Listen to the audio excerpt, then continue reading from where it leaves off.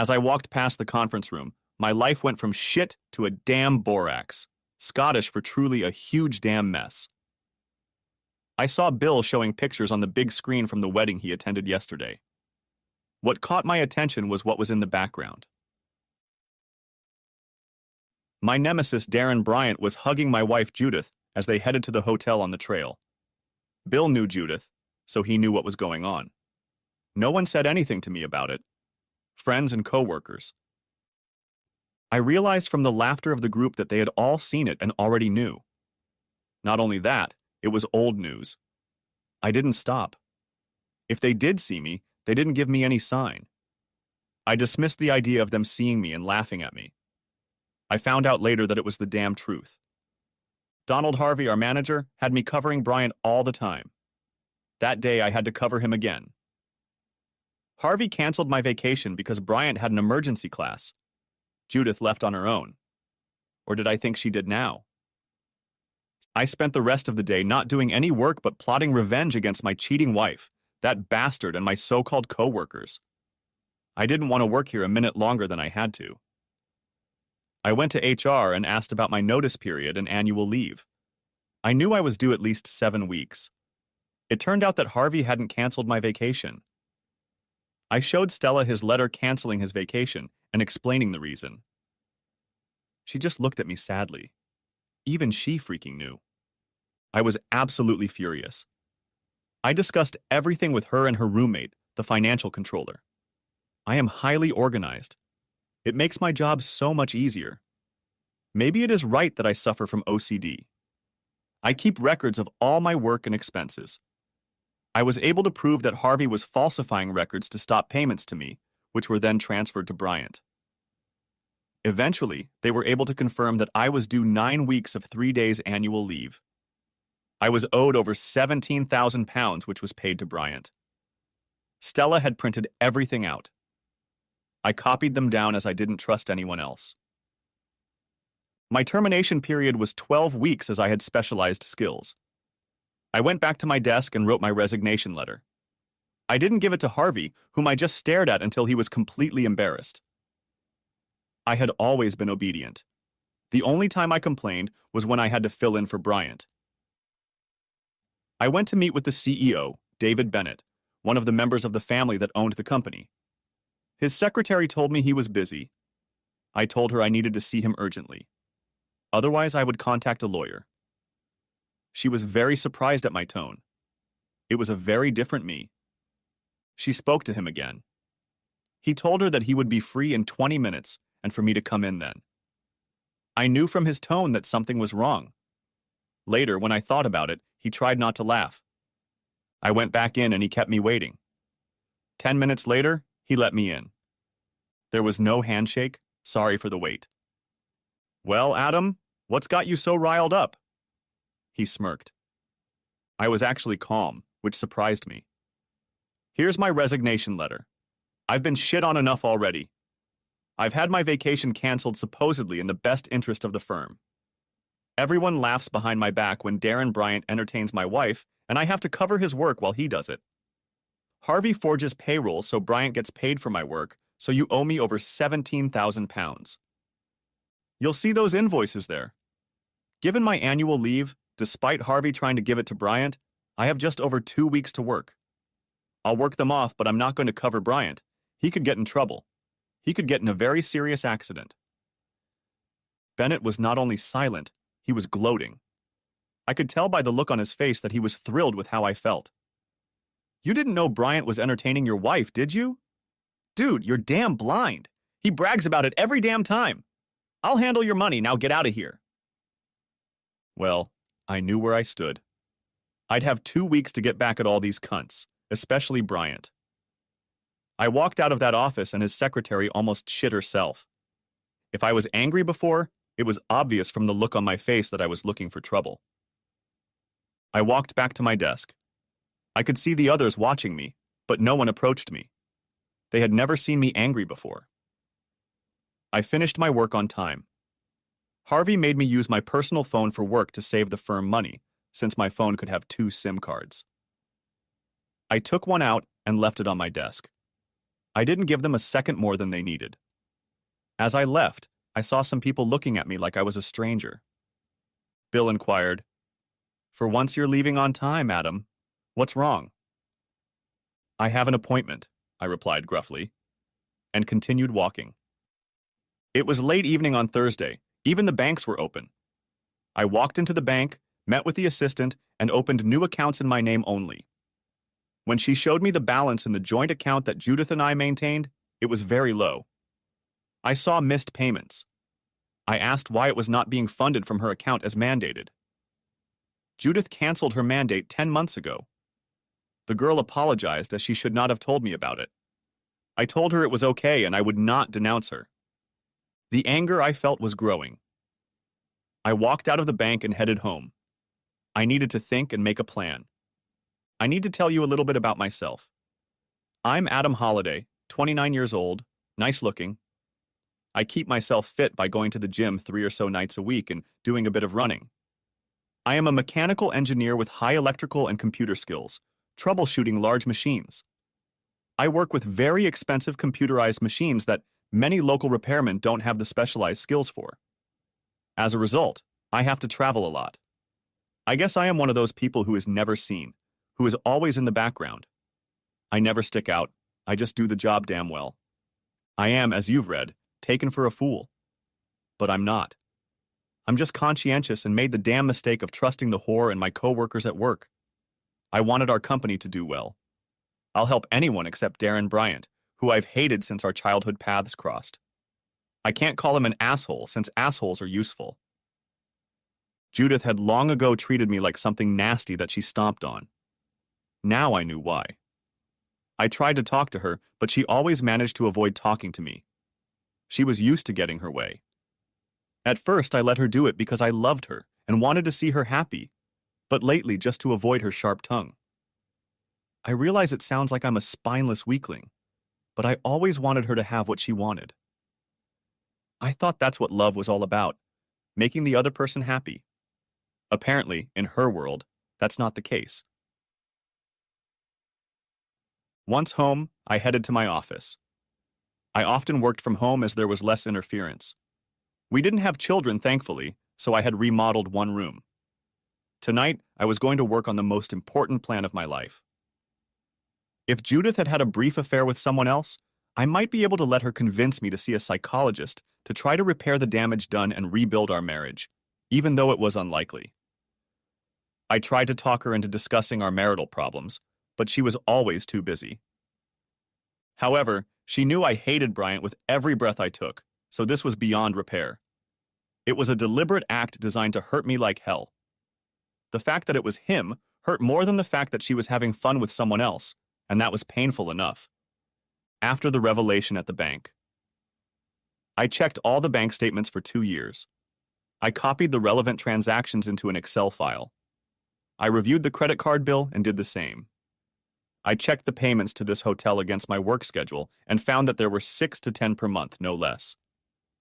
Many of them came on days when I was filling in for Bryant at other facilities. I'm sure they laughed that I was paying them for their entertainment. I hoped he paid at least sometimes, but knowing him, I doubted it. So today I was going to one of his jobs when I got a call canceling my order because they had to self-isolate due to the COVID outbreak at the factory. Without that, I wouldn't have gotten into the office to see that picture. I had also covered Bryant the previous day. There were quite a few deals when Judith was on vacation that Harvey made me cancel. One of them involved a photographer. Given the time difference, I thought he might be at work. I called and told the receptionist who I was. I apologized, but we had a fire and lost the pictures he took. Can they stay in his archives? The receptionist checked the records and they are still there. If she printed them out and sent them to me, it would be expensive.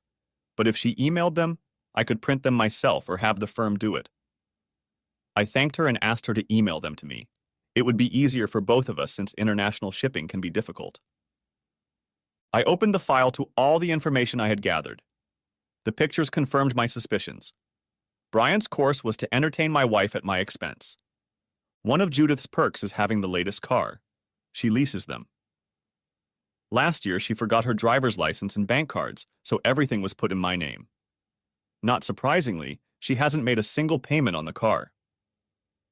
The lease expires in 2 months. I thought that was great. For the next 2 months, I'll have use of my car, but I won't renew the lease. I needed access to her account. When we got married, she wanted her own account so she wouldn't have to explain to me how she spends her money. She works for an advertising agency. So we agreed to keep our own account and pay into a joint account for household needs, council tax, food, utilities, vacations, etc. I changed all passwords for computer, phone, and safe access. I checked that the prenuptial agreement that Judith's father had insisted on was in place. I copied it and saved it in a new folder. I gave it a technical name, which Judith would assume was a working name if she managed to find out my login details. The file itself was given another access password.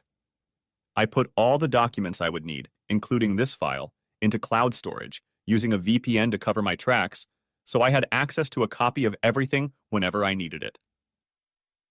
I use a key generator, so no Mom 1 or Mom 2 for me. I counted up all the money Judith owed me. It came out to just over £47,000. She, or rather I, had been paying for this hotel room for 14 months. The vacation alone cost £11,000. We had a joint savings account with £105,000 in it. They were to go towards extending this house. My idea, because it has big rooms and a large plot.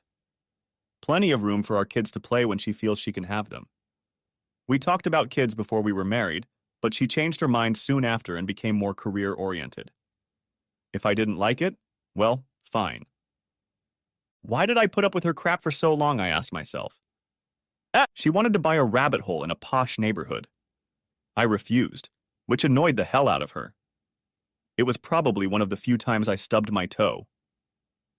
So the house fund went unused. She didn't replenish it for a year either.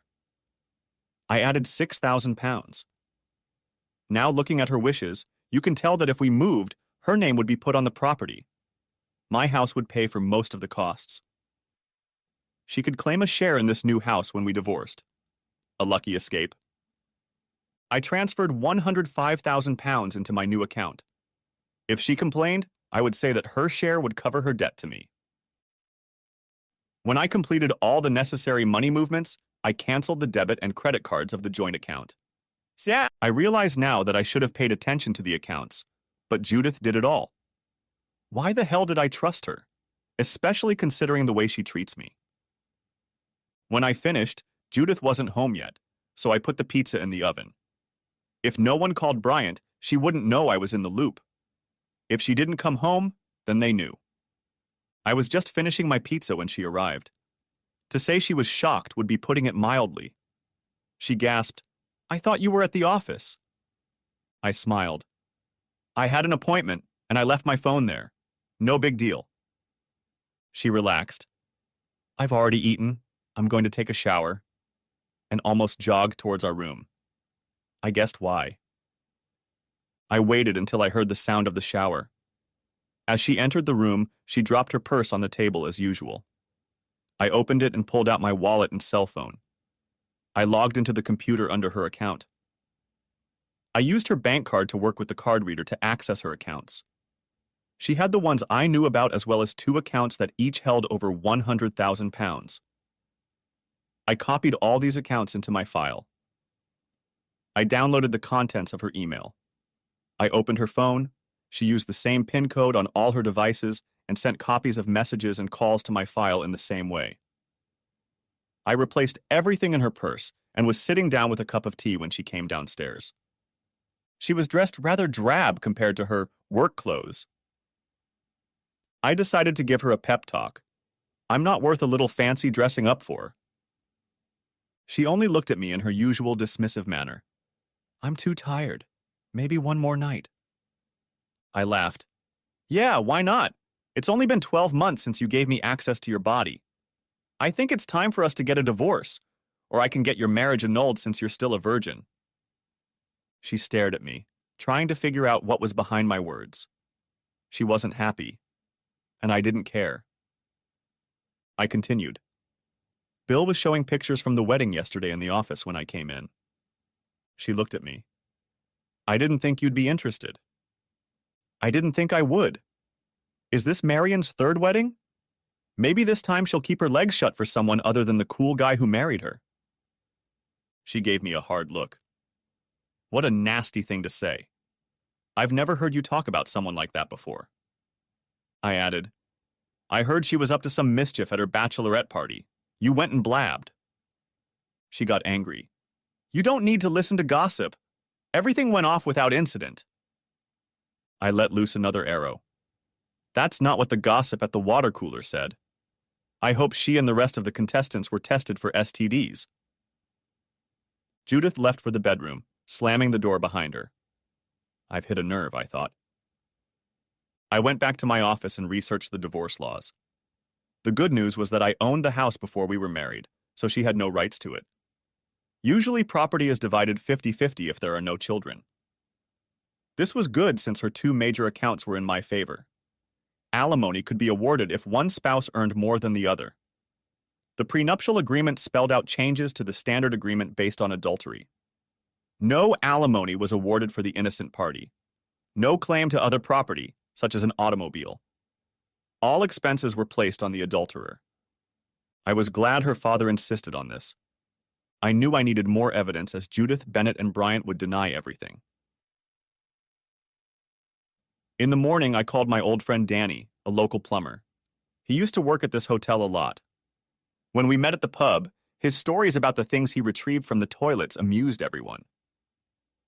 I went to sleep in the guest room. I wasn't going to give the ice maiden any chance to melt. The next morning, I went to work, and my own work at that. I guessed from Judith's, I thought you were at the office comment that my phone was tapped. I checked my SIM card, but found no tracker on it. When I inserted a working SIM card, I found it hidden as described on the internet. I bought a phone for £20 and put the company's SIM card in it. I left this phone at work. On the way to work, I called Danny. I explained what Judith and Bryant were up to. Danny hates Bryant too. Bryant was the school bully until I beat the crap out of him. Next time he'd be reassigned to the other gender. Danny was going to the hotel that day, so he'd have news for me later. He had an idea for evidence. I was back in the office by 4 o'clock in the afternoon. Work was going smoothly for a change. I went to the finance department and gave them my new account details. I left strict instructions not to share these details with anyone. My tone surprised the girls. I left at 5 in the evening. Danny called and suggested we have a pint of beer later, and I agreed to meet at 8 in our neighborhood. Judith wasn't home, so I made myself some dinner and settled down in front of the TV. She arrived around 7:30 and was surprised to see me again. I told her, I'm off. I have a hot date with a nymphomaniac. Maybe I'll see you Monday. She just looked at me. She smiled. So she's in for a disappointment then. I laughed. Maybe she'll be interested in me and not just herself. I walked away before I wet myself. She was angry. Bullseye. I was really starting to realize that my life was about to change for the better. Danny brought pints and we sat down in the corner, away from the others. Adam, you don't deserve this. You're a stand-up guy. You'll help anyone. No one at your job bothered to tell you that. Screw them. A lot of people hate Bryant. You remember Kate Duncan? He used to pull her hair and call her names at school. She works in a hotel. She's single, very pretty, with the body you dream of. She would never have fun with a married man like me. I told her about them and about you. She's still partial to you for some reason. Oh, yeah. You caught Bryant pulling her off the bench by the hair and beat the crap out of him. I'd never seen you angry before, but that day you looked like nothing was going to stop you. If he tried to hide behind a brick wall, you would have gone through it to get him. No one tried to stop you. They're booked in for next week, Wednesday and Thursday. She'll make sure they get a separate room. There will be a video camera hidden in it to capture them. After they're done, I'll make an emergency call to deal with the clogged toilet in the room. I'll pick up the camera and give you the SD card. It's so small it will fit in the smoke alarm that's on the bed. I told him, I owe you both. He smiled. No, that's what he deserves. I thought Judith had more intelligence. We had a couple more beers each, and I headed home. In the morning, she suggested we go to the car dealership and look for a new car since the lease was coming to an end. You don't mean my new car? It's registered in my name and you haven't paid a dime for it. We can go and I'll tell them I'll return it when the lease expires. She looked completely dumbfounded. She left without waiting for me. She came back 15 minutes later. My debit and credit cards don't work. What have you done? She shouted.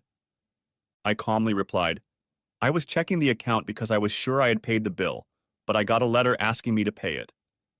I saw that you haven't paid anything on your house account in a year. I'm not going to support your lifestyle of treating me like crap. I canceled the cards. Use your own goddamn ones.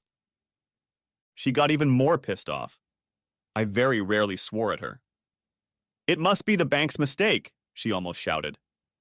No, they showed me your order rescinding the mandate. No goddamn mistake. How? She screamed. I called them to find out the reason because I thought it was a mistake. Turns out the mistake was me trusting you with our finances. I felt like she was about to explode. The rest of the weekend we didn't talk. I mowed the grass and tidied up the garden. I painted the decking in front of our bedroom as the smell of decking paint made her sick. Monday at work, I tackled the paperwork. I also drafted emails to all my clients explaining why I would no longer be working at Bennett's after I was officially laid off. I will be looking for a job after that date. Several people tried to poach me, but because of my sense of loyalty, okay, I'll add stupidity, I didn't pursue the change. I sent them just before I left.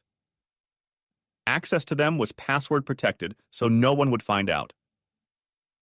I changed all my work codes. Harvey wasn't in the office. I felt cheated.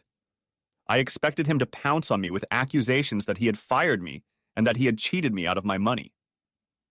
I looked for any opportunity to plop him on the table and rearrange his body parts. I went to see a lawyer. I've known Dawn since high school. I explained the circumstances. I needed a new will. If anything happened to me, I didn't want anything to go to Judith. Dawn quickly drafted a will detailing the reasons I was changing it so that any time I tried to revoke it in court, they would have a reason in front of them. The house I was going to leave to my nephew and niece, my sister's children. This would really annoy Judith as my sister hates her to the core.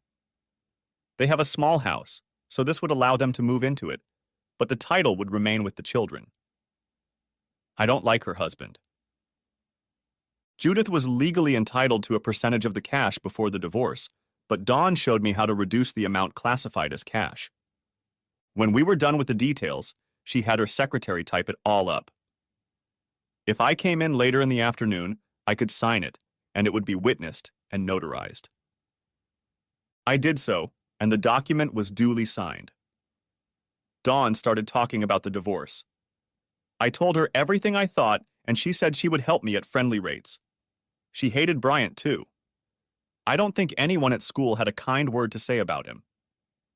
I admit I would have gone to his funeral, but only to help load him into the crematorium furnace. If he had been buried, I would have danced on his grave and peed on it. I talked about everything that had happened at Bennett's, the holiday and the hotel. I was hoping to have the videotape this week, and when I did, I was going to kick that whore out. I told her about the contents of Judith's cell phone. The messages between her and Bryant talked about the fun they were planning and how I was a cuckold and a loser. Judith was as bad as he was at humiliating me. The emails revealed that Harvey, Bennett, and Bryant made up the story so Bryant could go on vacation with Judith at my goddamn expense. They all had a damn good laugh about it. Dawn told me to email everything to her. She'll get the divorce papers ready. She'll also prepare the papers to sue Bennett and company for various unlawful employment practices. She'll know who to hand them to Judith, either at our house or at her place of employment. I laughed. Dawn looked at me. If their date on Wednesday is videotaped, can we file it when they leave the room on Thursday? Dawn laughed. I didn't realize you had such a vindictive streak in you. That's great. Danny and Kate set up the camera. It picked them up. Kate downloaded the content for Danny, who emailed it to me. Kate put the camera in place on the second attempt. Dawn filed the papers with the court on Thursday morning and received the court document later that morning. She asked for it as a favor.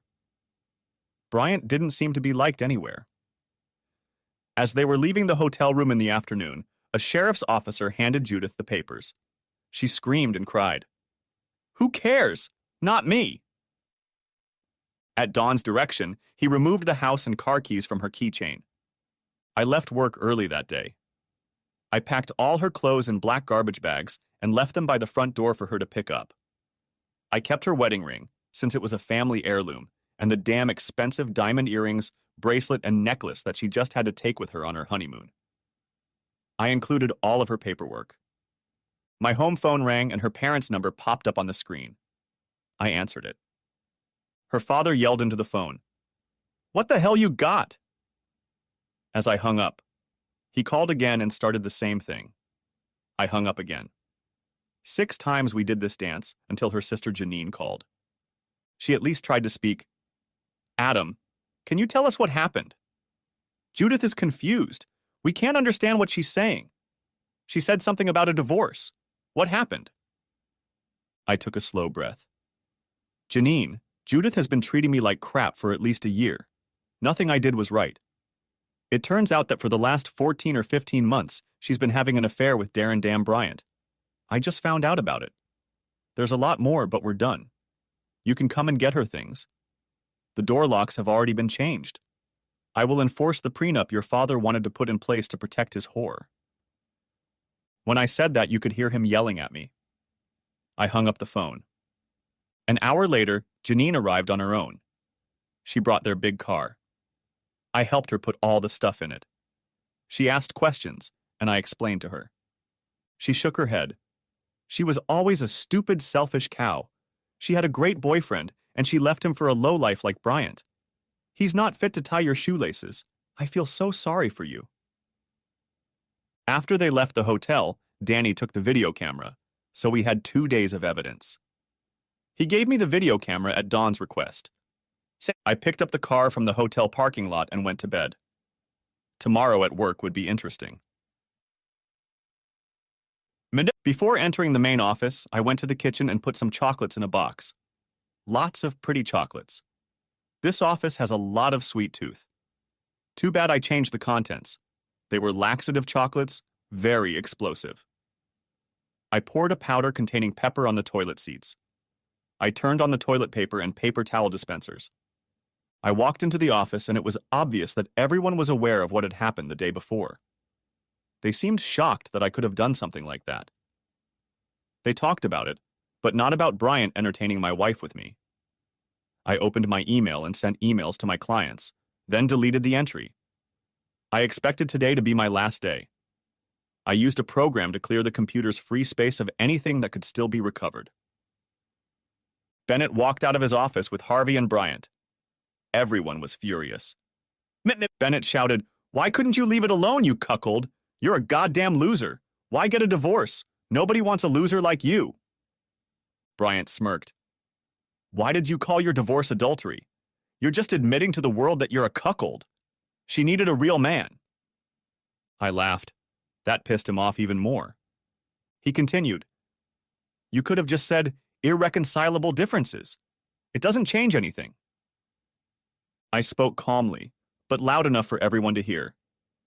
That cunt's name is here for a reason. Every place he works will be watching him. Every woman he looks at will know he will be entertaining them.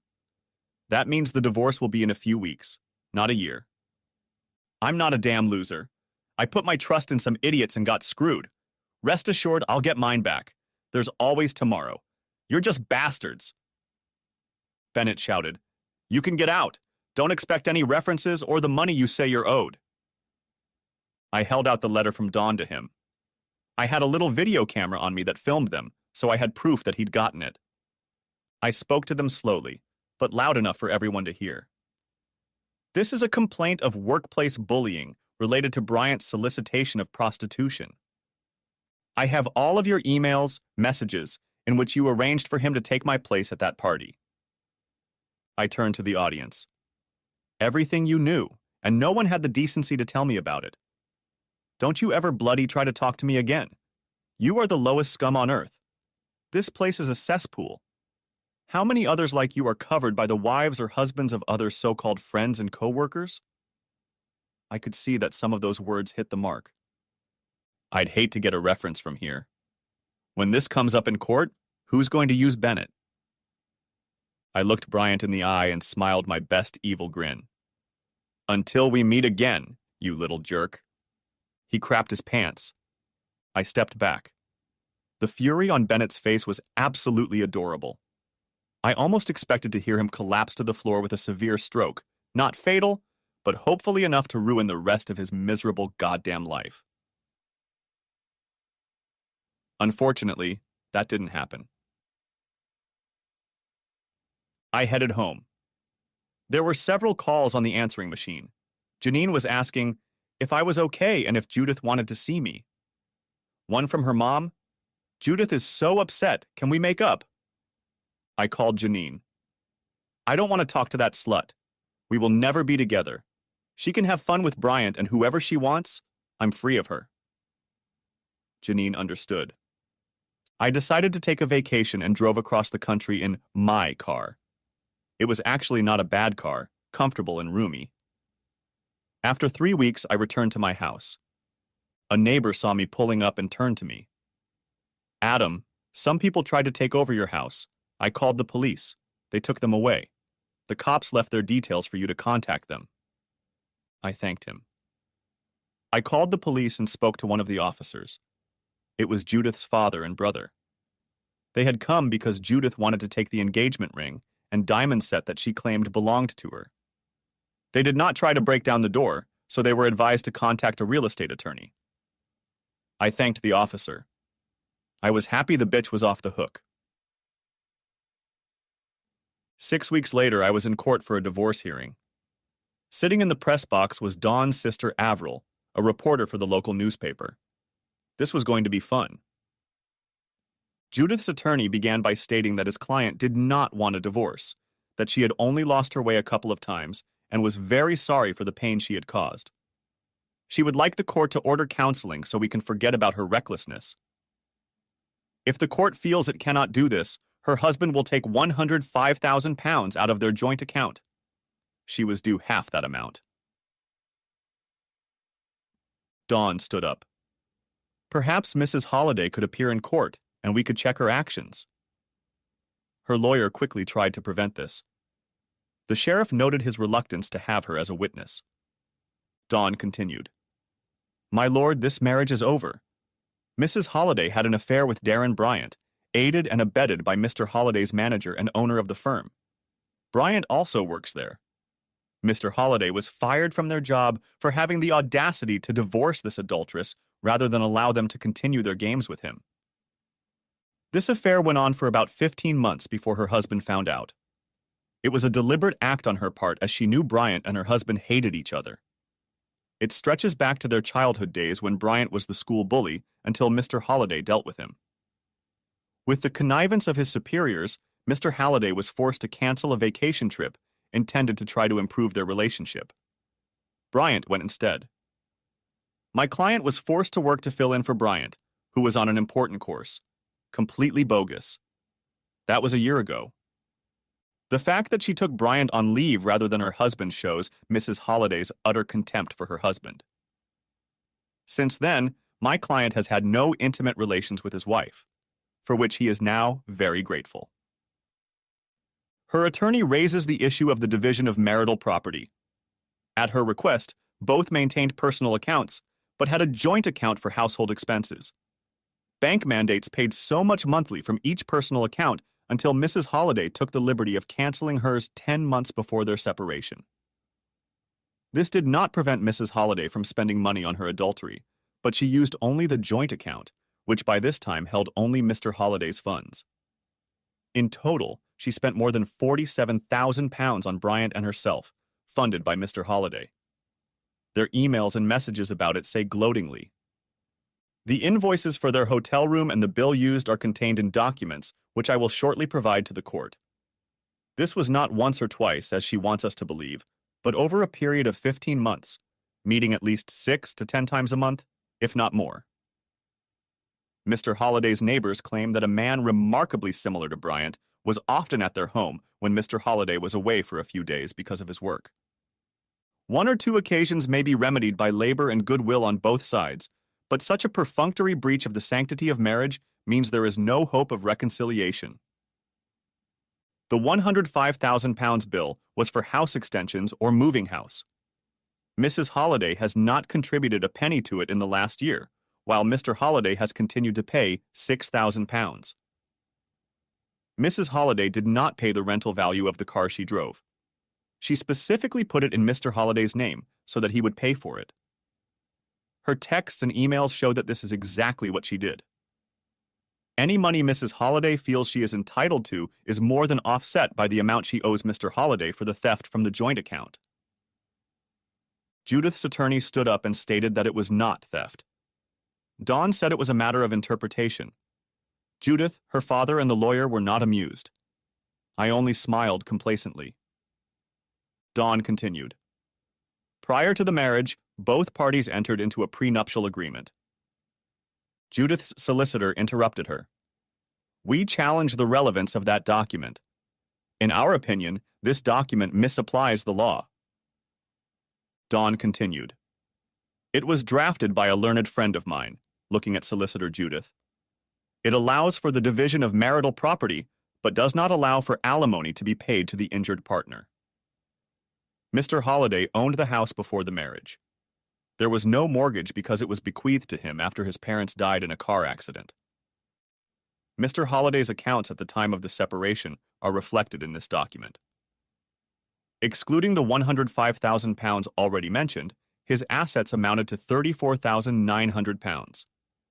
Automobiles are excluded from all assets. Our investigation into Mrs. Halliday's financial situation revealed that she was aware of assets worth £53,400 after the marriage. Mr. Halliday was aware of these accounts. We discovered that she had 2 other accounts. Judith's sigh made everyone look at her. She looked at me, but I only held back a complacent smile. She looked really pissed off. Dawn continued. At the time of the separation, Mrs. Holliday had £217,674 in the 2 accounts. I have made a record of this in the documents I will present to the court. I ask that the assets be divided in the normal way. Mr. Holliday, although unfairly dismissed for standing up for himself, is not claiming any alimony. According to the prenuptial agreement, the adulterer pays all expenses, so I will send my account to my learned friend later today for settlement in the usual way within 7 days. Judith's lawyer stood up. My lord, I dispute the amount Mr. Holliday is demanding. The 2 accounts in question are her pension savings, which had to be withdrawn due to financial changes, so they should be ignored. They should have been reinvested, but due to her emotional state in relation to the divorce, this did not happen. My client disputes Mr. Halliday's claim that she owed him over £47,000 in respect of the household account. As I have asked previously, I am seeking advice. Dawn replied, The payments on this account match the bonuses she received in her job. Again, the relevant documents refute the claim that these are her retirement savings. The sheriff retired for lunch, but not before asking Judith's attorney to speak with his client to confirm the truth or untruthfulness of the statements made in court this morning. He didn't like being lied to, so he hoped for the truth. After lunch, Judith's attorney stated that the facts reported by Dawn were true. The sheriff granted the divorce and ordered her to pay me £118,000. He disregarded £105,000, as these sums amounted to what she had spent specifically to humiliate her husband. In summing up, he expressed his displeasure at her behavior in relation to adultery and the fact that she had concealed her assets. Avril's article in the newspaper was excellent. It covered all the salient points except for the amount awarded. Judith, Bryant, Harvey, and Bennett were named and shamed. I was happy to be rid of this whore, but I wanted more, much more. Judith and her family had always been staunch churchgoers. My non-attendance didn't suit them. 2 weeks later was Mothering Sunday. I can only imagine their shock when they came out and saw numerous, at least 60 pictures of their daughter with Bryant and another 20 pictures of the minister with the wife of a local politician. Danny had set up the camera a day early, as the room was not booked that day. It wasn't until we were reviewing the footage that we noticed the priest. From the looks of it, all the parishioners were on edge. The priest had to run away from his wife's brothers. Judith's father almost had a stroke. What's in the 10 Commandments? Thou shalt not commit adultery. Maybe that's the one they should have paid attention to. 5 weeks after that, I was back in court against Bennett, Harvey, and Bryant. Avril was in the reporter's box again. Bennett's lawyer tried to get her removed, but the sheriff decided the case was in the public interest. Dawn called me to testify. I sat in the box for over an hour before she finished talking to me. I detailed the instances when Harvey had ordered me to fill in for Bryant at work, about the canceled vacation and the lack of payouts. When I checked the dates of withdrawals from our joint account, they matched. When I told Bennett about it, he only laughed. He knew about the affair since Bryant had openly bragged about it. I detailed how I had discovered texts, emails between the four of them, revealing their collusion. At the end, I reported that I was not paid for the period of my termination, as well as the amount paid to Bryant in my stead. Dawn's last two questions were, how would you describe the relationship between Bennett, Harvey, Bryant, and the other employees, especially over the last 15 months? I answered, I was treated with disdain. Harvey threatened me if I complained about covering for Bryant or having to fix his shoddy repairs. Bennett would just look at me and smirk. My so-called co-workers seemed to know jokes I didn't. They used my integrity to play tricks on me as I did my best for the company. Harvey even made me use my own cell phone to save the company money. He put a tracker on the company's SIM card so Bryant would know if I was coming. She asked, if you had known before, would you have worked as hard for them? I replied, no, I would have quit. I had offers, but I decided loyalty was a good trait to have. Dawn filed all the paperwork with the court. Copies of emails, texts, my business records and statements, payments made and due. Bennett's attorney tried to argue that I made up all the facts about non-payments, bullying, and more. I keep exemplary records, and he was unsuccessful. His attorney began his defense by stating that his client was not served with the documents that Friday, which the court had already heard. They weren't served on him until much later, so he didn't have time to study all the charges against him. I figured he was trying to make up for the fact that he hadn't been able to get anything from me. Dawn stood up and turned on the tape of me handing Bennett the papers, complete with time and date. The lawyer was angry at Bennett for misleading him. He asked for a continuance so he could talk to him. The sheriff gave him 20 minutes. Upon his return, the attorney called Bennett to testify. He accused me of not being paid due to an oversight because of customer termination problems. He notified the finance department to get me paid immediately. His attorney did not inquire about his knowledge of the affair or his involvement in it. Bennett was about to leave the witness stand when Dawn stood up. "One moment, Mr. Bennett," she smiled. Beware of her smile. I'm about to fry you. "Mr. Bennett, do you actively recruit people for extramarital affairs during your working hours?" Both Bennett and his lawyer looked at her. Bennett stammered, "No. Occasionally these things happen, but I don't hire people based on that." Dawn lowered her gaze to the paper in front of her. "Mr. Harvey, fired from previous employment for false reporting and adultery with secretary. Mr. Bryant, fired from his previous position. Mr. Carter, previously fired due to adultery with 3 women at his workplace. Mrs. Simmons, fired due to adultery at her previous place of employment with the husband of the owner's daughter. She spends 2 days a week in your office, doesn't she? Harvey, Bryant, Carter, and you share her sometimes. You talk about the wives of other employees you've entertained. You share your sexist jokes about horny husbands like Mr. Holliday who were decent men and foolishly confided in you." Bennett's supportive wife came out. Tell me why you think hiring people is not pimping, not soliciting prostitution. After all, that's exactly what you're doing. Bennett blushed and couldn't answer. Bennett's attorney tried to prevent him from answering, but the sheriff decided that the question was legitimate because there was a complaint against him. Bennett was unable to answer. The emails you sent to Mrs. Holliday about how to supervise her husband, were they the actions of a caring employer? Did they comply with health and safety regulations relating to the care of the physical and mental health of your employees? When you found out about his wife's affair with your work partner, you did nothing to inform him. Is this the act of a caring employer or a predator who is so keen to hurt someone because they are so much better than you? The only thing that made sense was not wanting him to leave because you needed his skills, but even then, you bullied him with Harvey's help. Sent him away so Bryant could entertain his wife. A caring employer. When he found out about it, instead of helping him, you ridiculed him and then unfairly fired him. Without him, we see what your company has become. All of these actions constitute bullying and harassment in the workplace. That's what you are, a bully and a predator. Dawn continued. Who came up with the idea that Bryant should entertain Mrs. Holliday in order to screw Mr. Holliday? Bennett lowered his eyes. The sheriff told him to answer. Bryant. He hated Holliday. He knew the man was a better engineer, but that wasn't all. Why did you agree to this? I thought Holliday was a loser. He could be lost in a crowd. It was fun to watch that deluded bastard know nothing. It was no longer interesting to listen to Bryant talk about Judith and what bad she was. We planned for him to find out. We thought he'd capitulate. We could have wiped his nose for months, cuckold. But he fought back.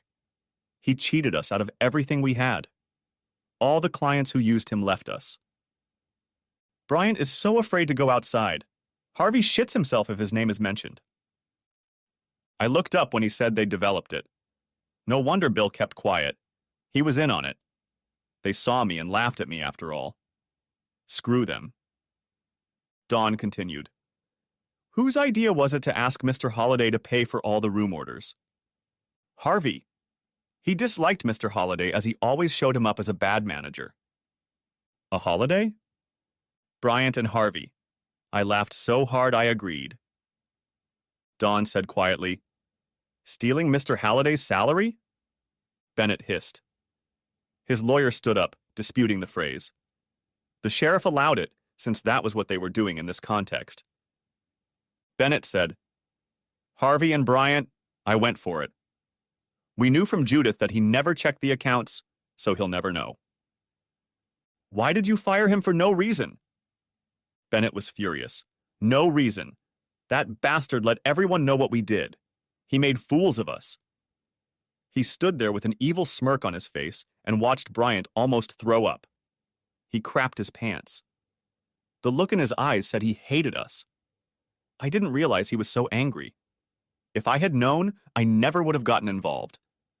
If I had left him there, one of us, or perhaps all of us, would have been looking over his shoulder, waiting to see what he would do. He put laxative chocolates in the kitchen. People had to stand in line to use the restroom. A lot of people had accidents. No one saw him, but we know it was him. Dawn said quietly, As with everything, you accuse Mr. Holliday with absolutely no evidence. You bullied him, stole from him, because you're jealous of the kind of man he is. You're pathetic. Dawn sat up. The sheriff tried not to laugh as Bennett explained the predicament the officers were in. He would talk to Dawn about it later. In his opinion, it was completely justified, and if I had been brought to trial and found guilty, he would have admonished me. Bryant spoke next. He told his lawyer that it was just a little fun to get back at me. Judith and he got close, thinking up ways to humiliate me. This went on much longer than expected. Over the vacations, I was just floored. Dawn asked just one question. Did you ever pay for the room you used or the beer you drank at his house? Bryant lowered his eyes. No. Things got even worse for Harvey. Dawn accused him of falsifying pay and annual leave records. She made sure his deception was on the court record. If the Bennetts went bust, which seemed likely, no employer would look favorably on him. The sheriff postponed sentencing for 2 weeks. Before the deadline came, he asked Don if I had been paid as Bennett had suggested. It was a negative answer. In summarizing his findings, he left them all unsupported. He admitted all the complaints in our favor. He awarded me £200,000 for their actions, £33,000 for non-payment of wages. He made a further order that none of them were to receive a penny of wages until all payments to me had been made. If an attempt is made to go bankrupt to avoid this, he has records showing that the firm's bank balance was in excess of £2 million.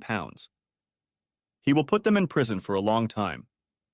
He made Bennett responsible for my legal fees. I was paid in full the next day. Bennett paid Don's legal fees, the full amount, no buddy rates. I enjoyed the freedom. I felt better than I had in the last few years. I did some counseling and repair work that convinced me that instead of working for someone else who was screwing me over, I should work for myself. The biggest expense was specialized diagnostic equipment, costing upwards of £20,000 to £30,000. Bennett decided to liquidate the company before he lost everything as he had few customers left. On the day of the sale, Danny went there to try and buy the equipment on my behalf. I knew they wouldn't let me in. I set a budget of $30,000. The catalog had the first 4 items I really wanted, but I expected each of them to cost $10,000 and up.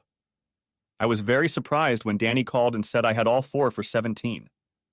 I told him to try to get as many of the items I had marked down as possible. Later, he called back. He had spent $30,000, but there were 2 items left on my list that I had put a limit of $3,000 on. If I wanted them, he would loan me the money for them. I told him I didn't need the loan, but I wanted to get them if possible. With them, I started a company called Halliday Mechanical Services. I leased the van because the cost was about the same as when I bought it, but I didn't expect to get a good price in the future. I contacted my previous customers and was soon very busy. I received calls from several of Bennett's former co-workers who were hoping I would hire them. Not a chance in hell. One afternoon, I found myself driving home not far from the hotel Judith and Bryant were using. I bought Danny a few beers, but did nothing for Kate. I called and was delighted to find her working at reception. She smiled at me. "What can I do for you, sir?" She was great. She was a beautiful girl, but now she was fully a woman. Danny wasn't lying when he said she had the kind of body one could only dream of. I liked her smile right away. "Kate, I'd like to take you out to dinner to thank you for what you've done for me with Danny. If there's anything else you'd like to do, I'd be happy to do it. I owe you a lot." She smiled again. "You can take me to dinner tomorrow at 7. I finish at 6, but I'll shower here and try to look presentable for you." It was my turn to smile. "You are much more than presentable. You are beautiful even in your corporate clothes. I'll be here on time. Thank you for not brushing me off." We exchanged smiles and I left feeling like I had won the lottery. I was glad my job the next day was close to home and went smoothly. I finished early and came home. Showered and shaved, then started thinking about what to wear. I wanted to make an impression, but I wasn't sure what exactly. I felt worse than a 15-year-old on a first date. I realized that my closet needed an update. I was in place at 6:45. I was very nervous. She showed up a few minutes later. She was stunning. She was laughing at me. I realized my jaw had dropped. "I'm sorry, but you look absolutely gorgeous." I admitted, "I haven't had my tongue slurred like that since I was 15. She laughed and held out her hand to me. She took me to a restaurant. I don't remember what I ate, but I can tell you it was the best night of my life. After eating, we went to the lounge for a drink. I was glad I took a cab. Even if I hadn't been drinking, I don't think I would have been able to drive. She is very intelligent, and we talked about many topics. She never criticized my views, but made me explain when they differed from hers. We gently discussed our differences and learned so much more because of it. Her laughter lit up the room. It was after 10 o'clock when she said she had to go, as she had duty at 7 in the morning. I told her I would take a cab, but would take her home before I dropped her off if she wished. We did just that. She stopped about a half mile from my house. Before we left the hotel, I said, Kate, I came tonight because I am indebted to you for what you have done. I have never enjoyed an evening like this before. I'd like to ask you to meet me again if you don't think I'm too frank. She kissed me in response. She pulled out my cell phone and asked me to open it. She entered her number in there. I gave her mine and my email since she said she would send me her lists so I would know when she was available. We dated for 3 months. She's so sweet. I'm just trying to convince myself that she's another Judith. I know she isn't, but when she's working, I have another life. I've been spying on Bryant. Gradually, it's getting easier for him to go outside. He stopped when Harvey got a good beating. I was suspected, but I had an alibi since I worked at a factory 100 miles away and had a few other people with me. Bennett was a lot easier. He likes to have a good drink at the golf club, so he was caught 3 Fridays in a row over the legal limit. He was banned from driving for 10 years, must pass a sobriety test, and retake his driving test before he can be issued a license again. In total, he was fined £5,000. His wife is said to have kicked him out of the house and is divorcing him over adultery, demanding every penny she can get. But Bryant is personal. Eventually, I caught him walking through the park towards the pub. I beat the shit out of him again. The next afternoon, I was at home with Kate when the police called about the attack on Bryant. I had to tell them I didn't have an alibi. I didn't want to drag a friend into something that could lead to jail time. Everything I was wearing, clothes, mask, underwear, gloves, etc., was burned and completely destroyed before I got home. I didn't say a word to him. Kate laughed as she told the officers. I wouldn't have had the strength since we'd spent all day in bed. The policeman drove off. I looked at Kate. She was smiling. I took her hand and pulled her to me. And so we got down to it. Next chapter. At work, everything that could go wrong went wrong. Every time I fixed one part, another part failed. It was an older model, and I had already told them it needed to be replaced about 2 years ago. A new machine had been ordered, but it was due in 6 months, so I had to repair it. 2 days turned into 4. Kate and I talked on the phone. I loved hearing her voice and listening to her talk about her day. She laughed when I told her about things that were going wrong. The time alone made me look forward to the future. After Judith, I never looked for another partner, as I didn't feel I could trust again. Kate said she waited until I was ready. I thought about my life without her, and it would be disgusting. If anything, it would be worse than what I had with Judith. If anyone existed for me, it would be Kate. I knew I loved her more than I'd ever loved anyone before. I needed to talk to her about it and what I needed. That day when I got home, she worked until 11 p.m. so I didn't see her. I was busy putting together an invoice for the job when the doorbell rang. I was surprised to see her there. She looked worried. I invited her to come in. I wanted to kiss her, but she pulled me away. Now I was concerned. She spoke softly, almost sadly. Adam, while you were away, Judith was at the hotel with her firm making a presentation. Afterward, she spoke to me. She knows we've been seeing each other. She asked me to ask you to talk to her. You have not spoken once since the documents were served. She will meet you wherever you wish. She said she has no intention of hurting us. She wants to explain everything to your face. I'm worried that you still have feelings for her. You never mention her. She's more experienced than me, so your life would be better than what we did. I don't want to lose you, but it's better to lose you now than later. She was almost sobbing when she finished. Kate, while I was gone, I thought about you a lot. I love you in ways I never thought possible. I've never loved anyone the way I love you. I kept you at a distance because I was very much afraid of being betrayed again, though every conscious thought in my brain said it would never do so. I never mentioned Judith because I feel nothing but contempt for her and for myself for letting her treat me the way she did. Judith is right. It's probably time to talk. She knows I will never forgive or forget what she did. She doesn't have any feelings for me, and I don't have any for her. You said you waited until I was ready. You were willing to wait because to you I was worth it, especially if I was with you at the end. I kept telling myself over and over to let love in, but I was so scared. You took that away. I want you in my life. Kate threw herself into my arms and kissed me. She said, I have a check in case it rains. Don't forget. A week later, I was talking to Judith at the small bar that nestled between us. She looked like she had lost a little weight and confidence. We ordered coffee. She started, Adam, thank you for agreeing to meet me. I can see that Kate is going good for you. You've never looked so happy in the last few years, if not your whole life. She's not like me, so take a chance. She's a beautiful woman. I want to apologize, even though I know that word sounds ridiculous coming from me, the nasty bitch. I've been thinking for a long time about why I ruined our marriage.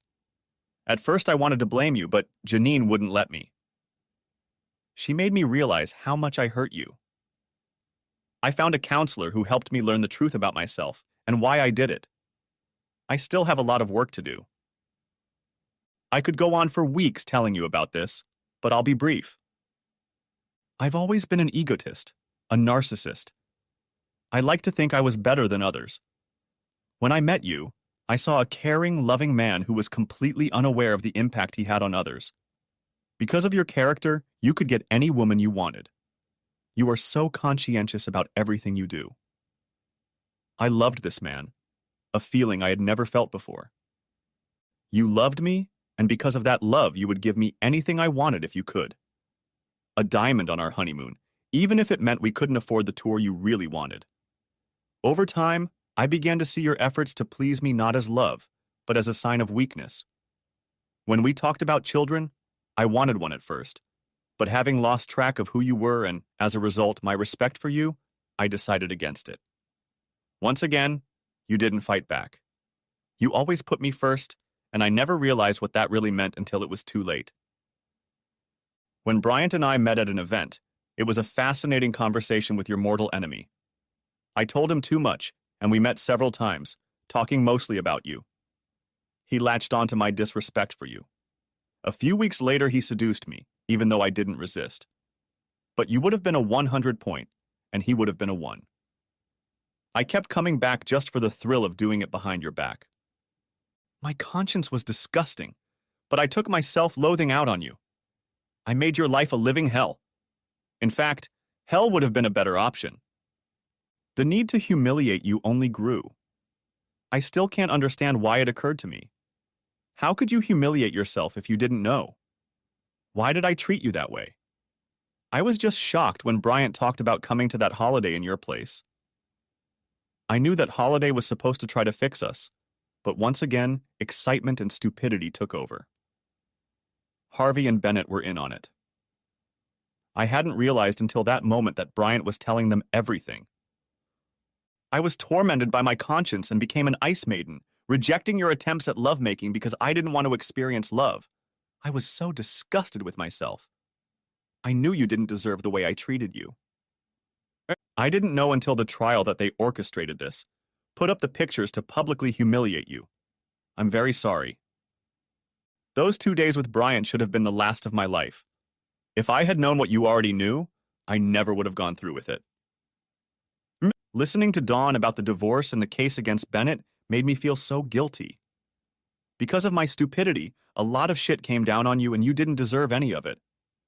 I was so ashamed of the way I acted. I realized that the only person who was truly humiliated was me, and I deserved it. I couldn't believe I'd wasted my money on that bastard. When we came out of the church and saw our pictures and the priest's pictures, I realized you were behind it. I was mad as hell, but my conscience kept me going. You deserved it. That's when I sought counseling. After that incident, I caught Bryant and got my own revenge on him. It was at the club. She smiled, adding, I heard he wasn't working anymore, but he never got caught. Dad and my brother caught him and made him give me all the money back. I noticed it, but I didn't know the reason why. I'm sorry I was such a self-centered bitch who mistook love for submission, caring for weakness. I'm moving to another branch to get out of this town. All I get here if I go outside is a room. I need a fresh start, a chance to be a good person again. I may never find someone as good as you, but I have only myself to blame for losing you. I misinterpreted everything you did because of love as weakness, whereas it's strength. You didn't do anything wrong. If I can give you some advice, some of it I learned in therapy. It's okay to disagree, to want different things, but to discuss them. Don't just back down because it will make the other person happy. Say what's on your mind. Bennett was only right about one thing. You're a hell of a great engineer. I'm not surprised you're doing well. You're a damn good person, just don't believe in yourself enough. Tell Kate about the feelings you're holding in because of me. Be a team player. She'll be good for you. With great sadness, she finished, I'm a damn fool. She stood up and said goodbye to me. I returned home where a worried Kate was waiting for me. I said those 5 little words. Kate, we need to talk. I smiled as she raised her eyebrows. I kissed her gently. I told her everything that had happened, about how Judith had mistreated me, and also about Bryant. I told her how I felt inferior, how I couldn't believe I deserved to live with her. When I was done, she was crying. I cried too. I unloaded on myself for the first time in my life. We finished crying, snuggled up against each other. When we finished crying, she wiped my face. Adam, Judith was right about 2 things. What a wonderful person you are and how little you realize it. Maybe if counseling helped her, it will help you too.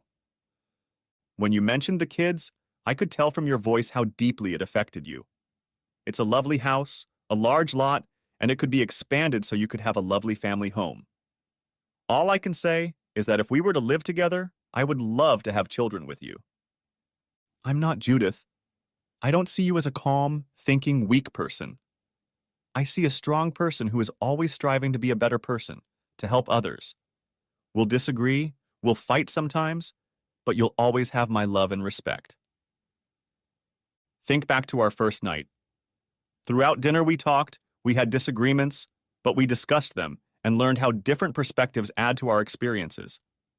We both need to talk, to discuss any problems that may arise. Later, she moved in with us, and we talked about renting her apartment. She wanted to wait a few months to make sure I was happy. A few weeks after she moved in, I was at the safe when she noticed the jewelry boxes. She insisted I get them. I opened the big one with diamonds and told her the story, including the fact that I didn't get to go on a tour I really wanted to go on. I'd purposely kept it from Judith because she'd betrayed me with Bryant. I blushed, taking the small box in my hands. Kate, this is a family heirloom. I gave it to Judith as a gift, but I kept it for myself. It's an engagement ring. I've been thinking about proposing to you for weeks now. I asked your father's permission, and he's thrilled, and so is your mom. Kate, will you marry me? We'll find you a new ring if you say yes. She looked into my eyes, smiling, her tears flowing. She said quietly, yes. She then opened a small box. This ring is beautiful. I will wear it proudly. It will need to be resized. I won't wear the diamond set because of its history. You wouldn't want me to wear it the same way, so I think you should give it to Judith as a parting gift. I contacted Judith and arranged to give her the diamond set. She was very grateful. She said that if she was ever tempted to do something bad, it would remind her of selfless love. I went to several counseling sessions and Kate went with me. They helped me a lot, although not as much as her love. It turned out that Kate really was my kind of love. I was so happy that a lot of people remarked on it. My business was growing by the day. I took on 3 more engineers whom I vetted thoroughly. They were not only excellent engineers, but also reliable, faithful, and in a strong marriage. They wouldn't mess around or put up with a coworker who had cheated on another. So Kate did most of the office work for me when her shifts allowed, but as my business grew, it became more and more. We discussed options. She worked for me full-time, hired office staff. She loved her job at the hotel. It was multidisciplinary. She was often out in front, but she also worked behind the scenes a lot. She had the skills for my office, but if we had kids, we would be looking for someone else. So I took over the office, hiring an assistant who could do most of the administrative work. Kate handled a lot of the accounts, which she said didn't take much time because I was so organized. Kate and I got married in a small wedding. Danny was my best man. Her sister Jacqueline was my maid of honor. Her parents were very happy to see us both so happy. They always treated me like the son they never had. I couldn't have wished for better relatives. Kate made me go on my honeymoon. She organized it especially for me. It included an excursion that I wanted to visit on my first honeymoon. We both enjoyed the tour of ancient sites, although I was more into history than she was. I had to suffer for it as she loves roller coasters, so I got to ride with her many times the next week as we visited several theme parks. As I was driving back to the hotel, she casually revealed that she was a commando. At least I think it was accidental. We had to hurriedly get ready for most meals as we explored each other as soon as we entered the hotel room. A couple months later, her parents were even happier as their first grandchild was born. Kate and I moved into her apartment while the builders renovated and expanded our home. The work was finished a month before our first child, Gordon, was born. He was followed by a sister, Jennifer, and then another boy, John. 11 years later, I have 12 engineers and half a dozen office staff. Cheryl still watches out for the day of the bad secretary. If we're overworked, she leaves my office. Since the firm is small, I know her husband and I won't do anything that could damage their relationship with the employees. I still vet new employees thoroughly. I will not hire anyone who plays games with me. As for Judith, I have seen her a couple times when she came to visit her parents. She's doing well professionally, but she's still single. One day, Kate spotted her at a local restaurant with Janine. She had a very sad and envious look on her face. Kate, our kids, and I were there to eat, and the kids were having fun in the little play park. I pushed their swings and caught Jennifer on the parachute. As we left, we said hello. Judith's adultery turned out to be the best thing that ever happened to me as it led me to Kate. Her love and support means everything to me. I've never been happier. The end. Thanks for watching. I hope you enjoyed it. So subscribe to my channel and watch the next video.